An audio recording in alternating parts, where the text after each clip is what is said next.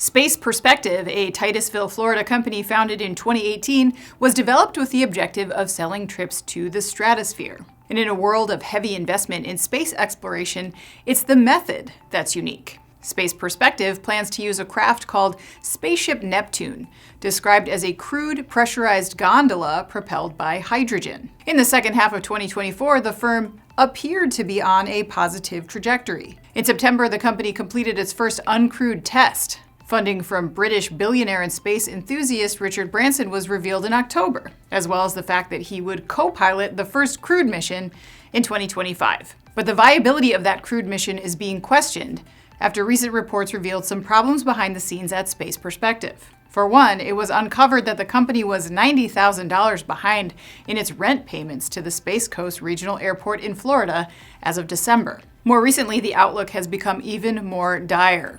On January 17th, the company reportedly received an eviction notice. Meanwhile, CEO Michael Savage has confirmed that Space Perspective has furloughed most of its 140 workers as it seeks new investors due to financial issues. Savage stressed to Florida Today that the firm was not shut down, adding, "There is a skeleton team continuing to work with the goal to bring back the broader team the minute we have financing." So, where did the money go?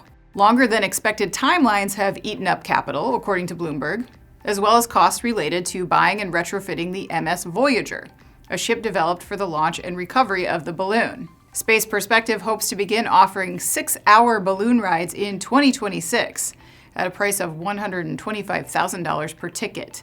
The company says each flight has room for 8 passengers and a pilot and will offer a restroom, Wi-Fi, and food and drinks. I'm Anna Wells, and this is Manufacturing Now.